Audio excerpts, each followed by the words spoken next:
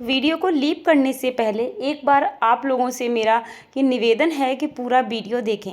सिर्फ सब्सक्राइबर्स के बेसिस पर अगर आप टीचर को जज कर रहे हैं कि इसके सब्सक्राइबर्स बहुत कम हैं तो इसने अच्छा नहीं पढ़ाया होगा।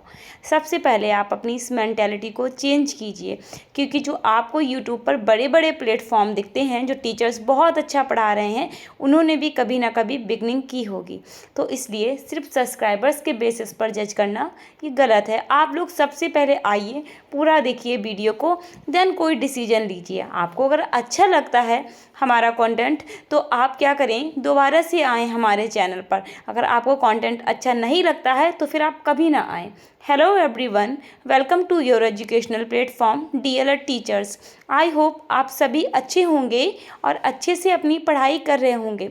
डीएलएड फर्स्ट सेमेस्टर का जो सिक्स्थ पेपर है हमारा हिंदी भाषा का, उसमें हम लोग ऑलरेडी 5 चैप्टर्स को डिस्कस कर चुके हैं और आज हम 6th चैप्टर जो है लेखन, इसको डिस्कस करने जा रहे हैं। अगर आप लोगों ने हमारी प्रीवियस वीडियोस को नहीं देखा है तो उनको देखना मत भूलिएगा।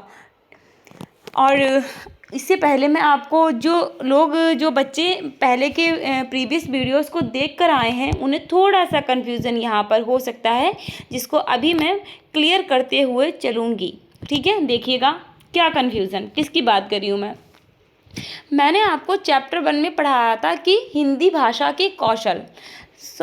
हमारे कितने कौशल हैं हिंदी भाषा के? 4 कौशल। कौन से? सुबोपली, यानी कि सुनना, बोलना, पढ़ना और लिखना। यानी कि जो चौथा कौशल है सीक्वेंस में अगर हम देखें तो लेखन कौशल है। और आपको मैं लेखन कौशल वहाँ करवा चुकी हूँ। कहाँ? चैप्टर 1 में, क्योंकि मैंने आपको सारे कौशल जो हैं एक ही जगह पर करवाए थे। ठीक, और आपका हिंदी में जो 6th चैप्टर है वो लेखन है। तो इसमें हम आपको क्या पढ़ाएंगे देखिएगा।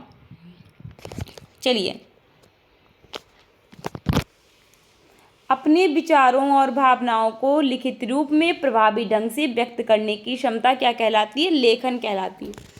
अगर देखिए, मान लीजिए कि कभी से हमें लिपि का ज्ञान नहीं होता, ठीक, तो हमारे मन में विचार आते, ठीक, कुछ ना कुछ हम बोलते भी होते, लेकिन क्या उन विचारों को हम कहीं पर अगर लिखना चाहते, ठीक है, एक जगह पर एकत्रित करना चाहते, तो क्या हम कर पाते? जैसे कि बड़े बड़े कवि हैं, बड़े बड़े राइटर हैं जो अपने मन में आने वाले विचारों को अपनी डायरी में कहीं ना कहीं संजो के रखते हैं, लिखते हैं। ठीक, तो क्या है, उसके लिए लेखन है। क्या है? अपने विचारों और भावनाओं को लिखित रूप में प्रभावी ढंग से व्यक्त करने की क्षमता लेखन कहलाती है। ठीक, आगे देखते हैं हम क्या है, देखिएगा। यहाँ अब आपको क्या देखना है, देखिए, अब आपसे पूछा गया है लेखन शिक्षण की विधियाँ। 2015, 2017 और 2019 में आपसे क्वेश्चन पूछा गया है। यहाँ से आपका चैप्टर जो है इम्पॉर्टेंट है। देखिएगा, अगर आपसे क्वेश्चन पूछते हैं कि लेखन कौशल की विधियाँ, तो आपको क्या लिखनी है? यही विधियाँ लिखनी है। क्या? अगर लेखन कौशल की विधियाँ पूछते हैं आपसे तब भी आपको यही लिखना है, यही विधियाँ लिखनी है। अगर आपसे लेखन शिक्षण की विधियाँ पूछते हैं तब भी आपको यही विधियाँ लिखनी है। लेखन कौशल पूछें चाहे लेखन शिक्षण पूछें, आपको यही विधियाँ लिखनी है। इन विधियों को मैं आपको बहुत अच्छे से डिस्क्राइब करवा के, ठीक है, विस्तार पूर्वक चैप्टर 1 में पढ़ा चुकी हूँ, जो हमारा हिंदी भाषा के कौशल का चैप्टर है, नंबर 1 चैप्टर नंबर 1 हिंदी भाषा के कौशल। उसमें जब मैंने लेखन कौशल पढ़ाया है, आपको ये सारी विधियाँ जो हैं मैंने डिस्क्राइब करवाई हैं वहाँ पर। तो उस वीडियो को देखना मत भूलिएगा, क्योंकि यहाँ पर मैंने सिर्फ और सिर्फ आपको नाम लिखवाए हैं विधियों के। ठीक, चलिएगा देखते हैं। देखिए कौन कौन सी है। पहली है सार्थक रेखाएं खींचने की विधि। ठीक, कैसे सार्थक रेखाएं खींचने की विधि?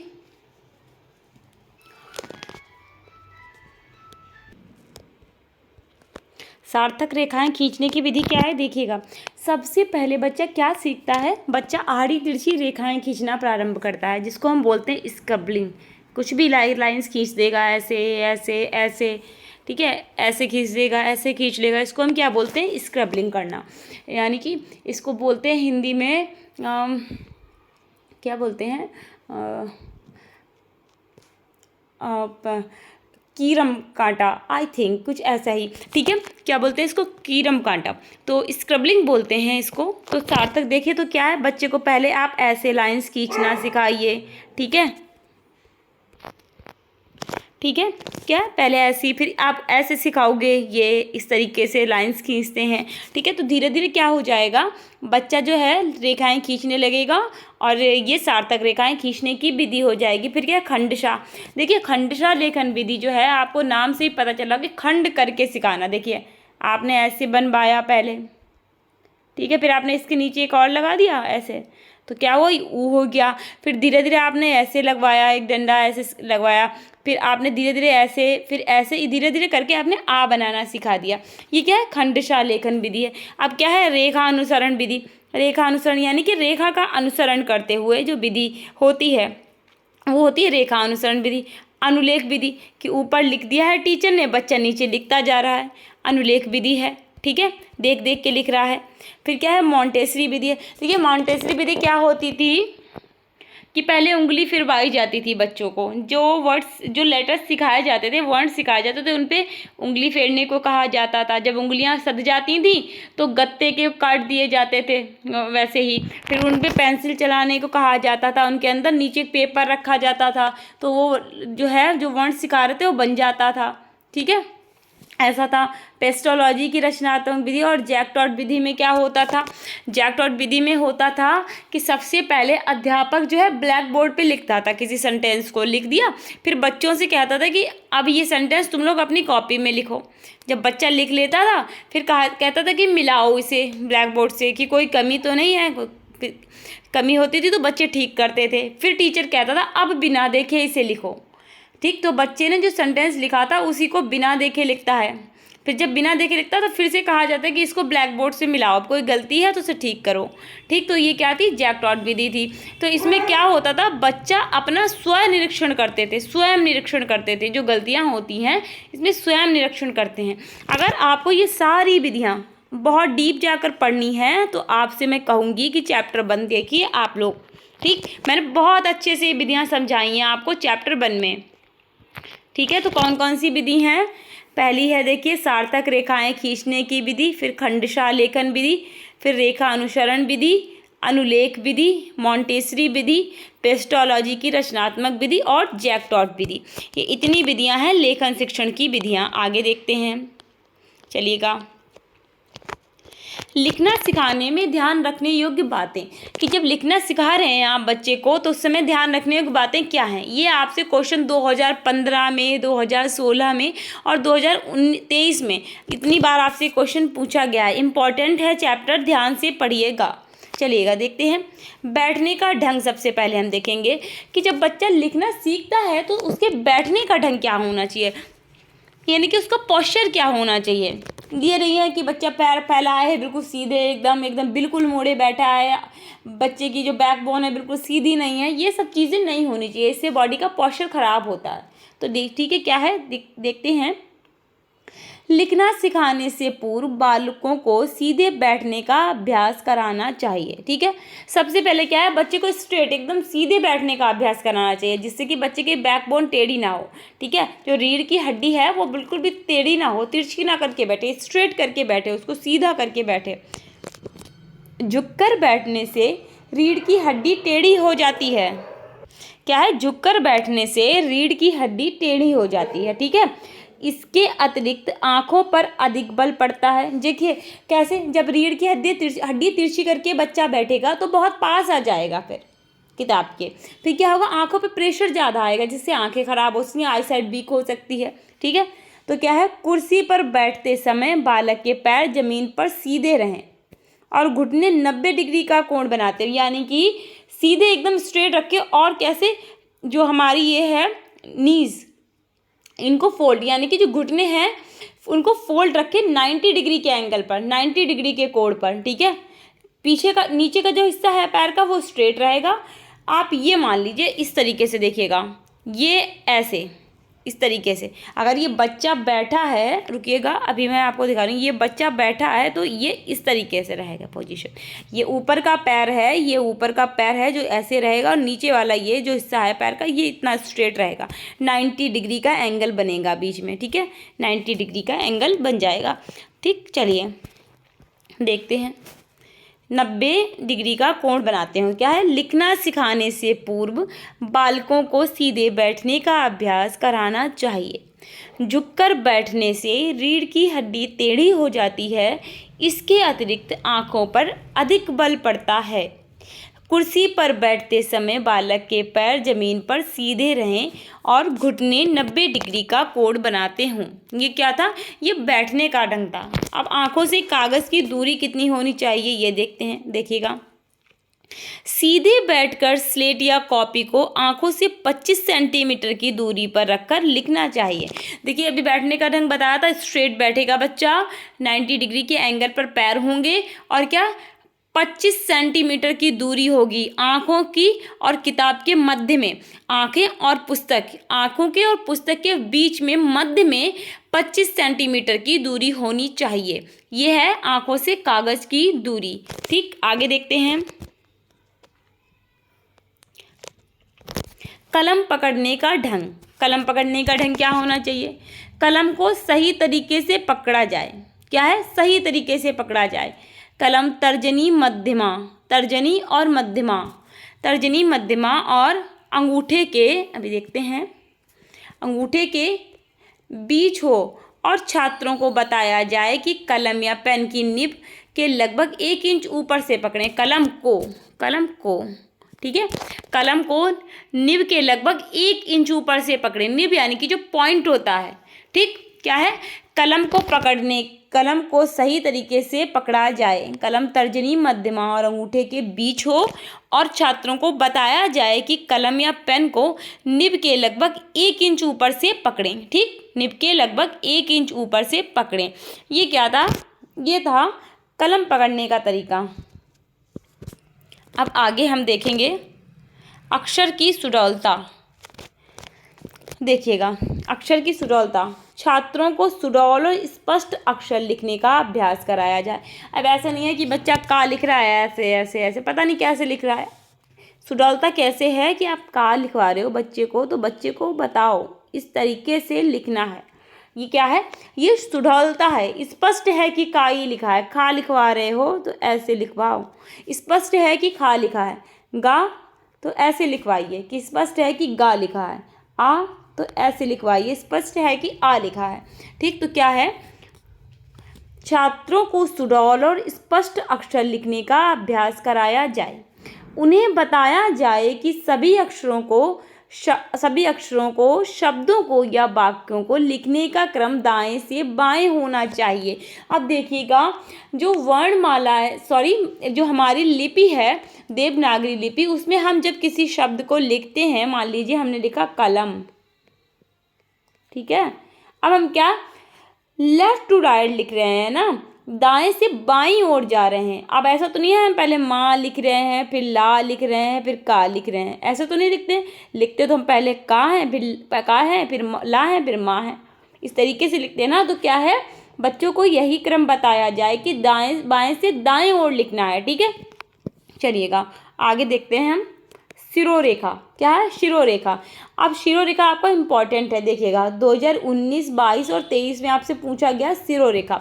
देखिएगा, शिरोरेखा क्या है? वर्णों के ऊपर लगाई जाने वाली रेखा को शिरोरेखा कहते हैं।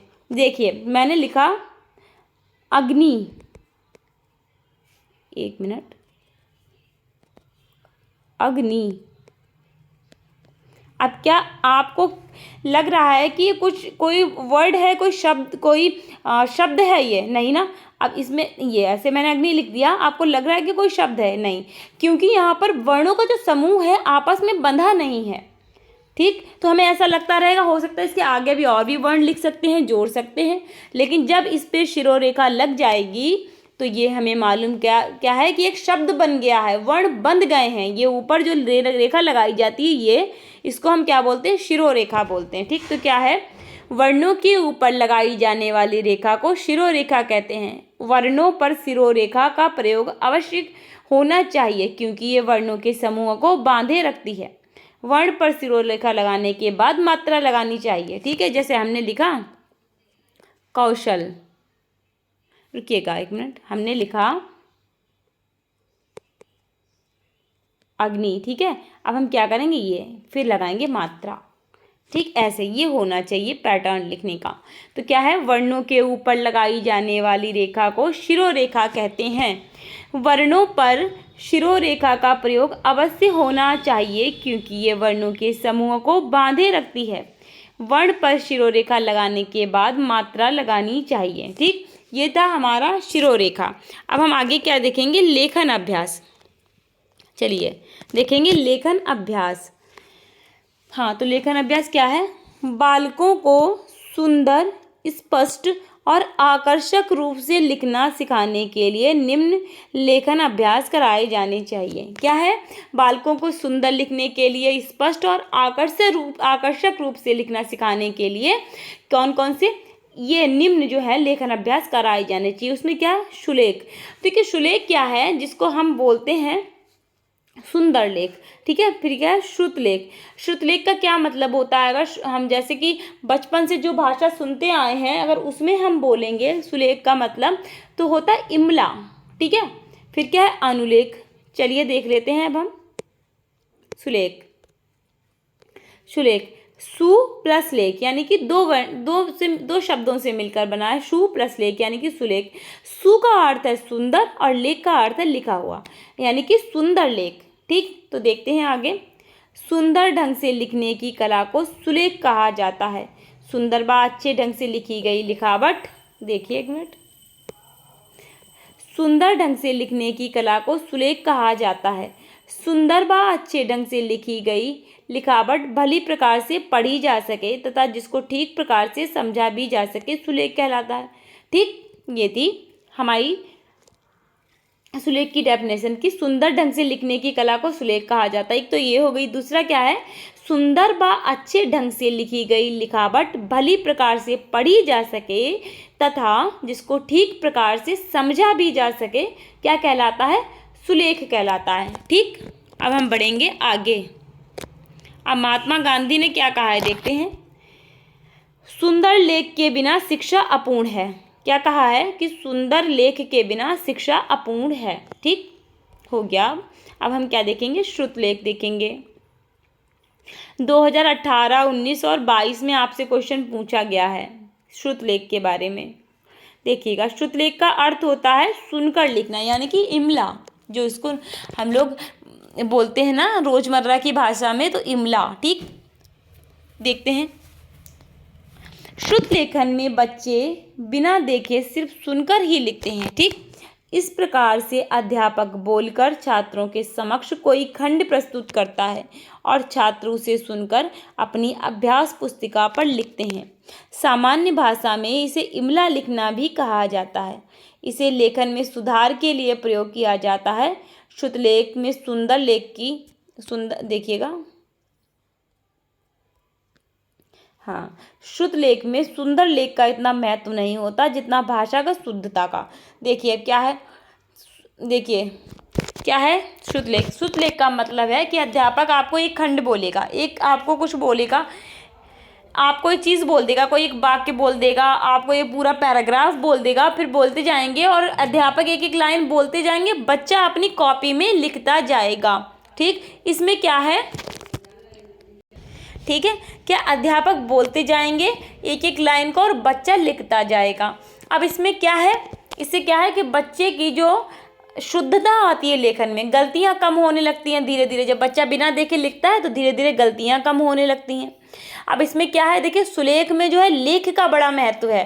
क्या है, लेख का बड़ा महत्व है कि सुंदर लिखा होना चाहिए, लेकिन शुद्ध लेख में सुंदर लेख का इतना महत्व नहीं है जितना कि शुद्धता का है, कि शुद्ध लिखा होना चाहिए, कमियां नहीं होनी चाहिए लिखने में। ठीक है, कि लिखा जो है वो ठीक लिखा हो, गलत ना लिखा हो, भले ही वो सुंदर थोड़ा कम लिखा हो। ठीक, चलिएगा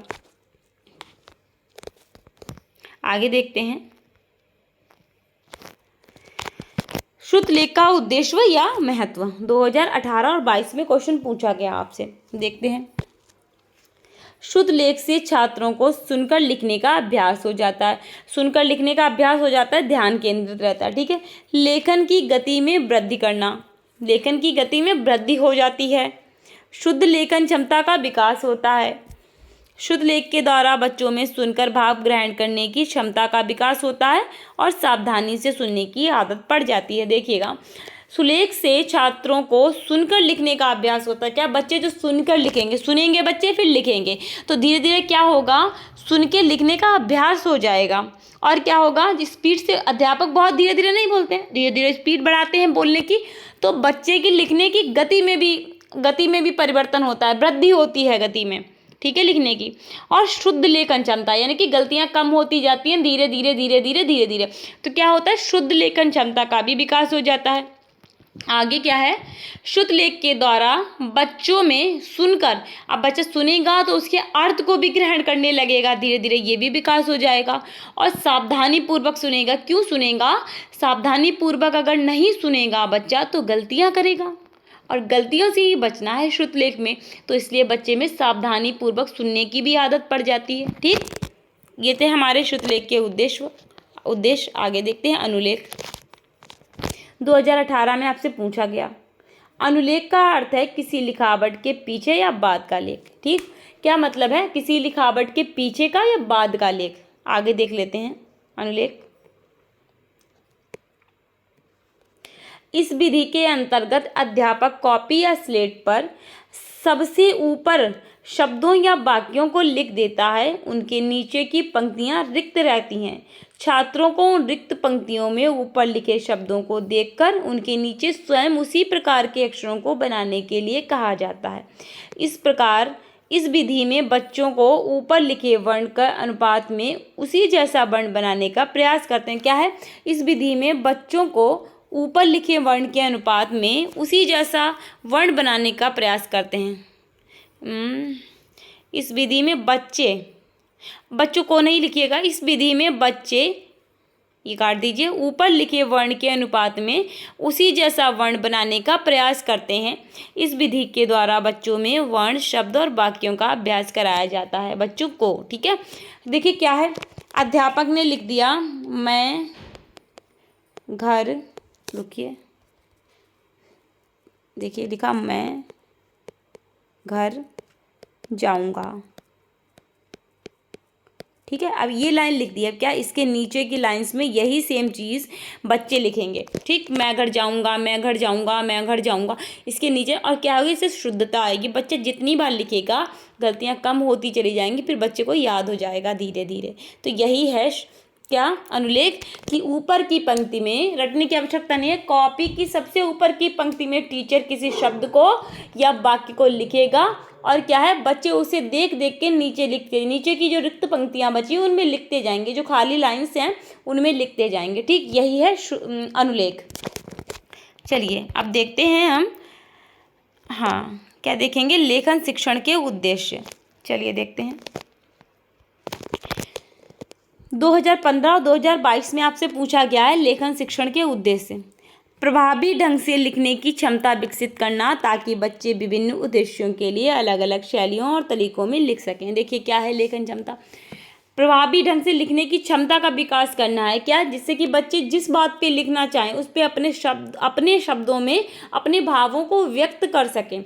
मन में कोई भी विचार आया तो उसको अपने शब्दों में व्यक्त कर सकें, तो इस बात का विकास हो जाता है। ठीक, तो क्या है, प्रभावी ढंग से लिखने की क्षमता विकसित करना ताकि बच्चे विभिन्न उद्देश्यों के लिए अलग अलग शैलियों और तरीकों में लिख सकें। ठीक, ये पहला था। दूसरा क्या था, बालकों को विराम चिन्हों का प्रयोग करना सिखाना।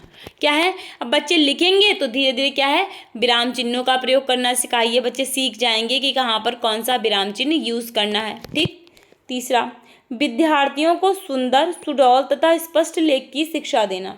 क्या है, सुंदर, सुडौल और स्पष्ट लेख की शिक्षा देना। ठीक, अब क्या है, विद्यार्थियों के शब्दकोश को सक्रिय रूप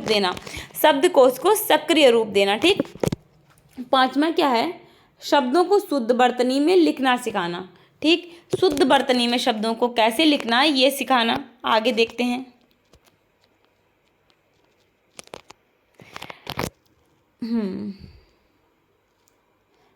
ये देखिए यहाँ पर 6 पॉइंट डाल लीजिएगा। बच्चों को चित्रों के माध्यम से सिखाएं जिससे वे अक्षरों को पहचान कर लिख सकें। क्या है, आपको यहाँ पर 6 पॉइंट डाल लेना है, छूट गया ये, डालिएगा।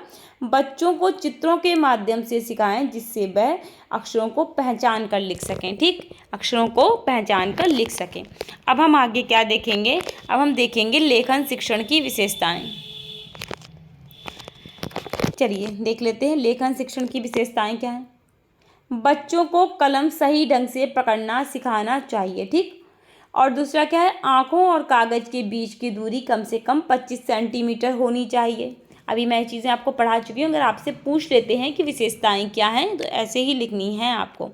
ठीक, बच्चों के बैठने का तरीका सही होना चाहिए। बच्चों की लिखावट पर ध्यान देना चाहिए जिससे बच्चों की लिखावट स्पष्ट और अच्छी हो सके। ठीक, क्या हो सके, स्पष्ट और अच्छी हो सके। तो ये क्या था हमारा, ये थी लेखन शिक्षण की विशेषताएं। ठीक, आगे देखते हैं अब हम। हाँ, आगे देखेंगे अब हम परिशिष्ट देखेंगे हम। 2018 में आपसे क्वेश्चन पूछा गया था कि परिशिष्ट क्या है। आपसे ऐसे पूछा गया था, वाक्यांश के एक शब्द के रूप में पूछा गया था, ग्रंथ के बचे हुए अंश जो प्रायः अंत में जोड़े जाते हैं क्या कहलाते हैं। वाक्यांश के शब्द परिशिष्टि। तो क्या लिखना है आपको, ग्रंथ के बचे हुए अंश जो प्रायः अंत में जोड़े जाते हैं परिशिष्ट कहलाते हैं। ठीक, 2018 में आपसे क्वेश्चन फिर पूछा गया कि रावण को कितने प्रकार से लिखते हैं। तो रावण को हम कुल 4 प्रकार से लिखते हैं। देखिए ऐसे लिख देते हैं, इस प्रकार से, फिर हम ऐसे लिखते हैं, फिर ऊपर लगा देते हैं, फिर ये ऋषि वाला। ठीक, तो हम 4 प्रकार से लिखते हैं, ग्रहण, ग्रहम, सर्वत्र और ऋषि। ठीक है, कितनी प्रकार से लिखते हैं हम रा को, 4 प्रकार से। आपका कोई भी क्वेश्चन ऐसा नहीं है जो करवाया न गया हो, आपसे पूछ लिया गया हो, सिलेबस से बाहर पूछ लिया गया हो। सारी चीज़ें कवर करने की कोशिश की है मैंने, सारी चीज़ें, कुछ भी ऐसा ना रह जाए कि आपको एग्जामिनेशन हॉल में ऐसा लगे कि ये चीज़ तो छूट गई। इसलिए मैंने हर चीज़ कवर कराने का प्रयास किया है। ठीक, आगे देखते हैं अब हम। आगे अब हम क्या पढ़ेंगे, अभिव्यक्ति पढ़ेंगे। लेकिन पढ़ेंगे अभिव्यक्ति हम, लेकिन हम कब पढ़ेंगे, अपने अगले वीडियो में पढ़ेंगे अभिव्यक्ति। ठीक, अगले वीडियो में पढ़ेंगे। तब तक के लिए क्या है, अगर आप लोगों को वीडियो अच्छा लगता है तो लाइक कीजिए, चैनल को सब्सक्राइब कीजिए, बेल आइकॉन को प्रेस कीजिए। ठीक है, और नोट्स बनाते चलिए। ठीक, नोट्स बनाते चलिए। तो फिर क्या है, मिलेंगे हमारे नेक्स्ट वीडियो में। तब तक आप लोग अपना ख्याल रखिएगा। Take care, bye bye, see you soon, bye bye.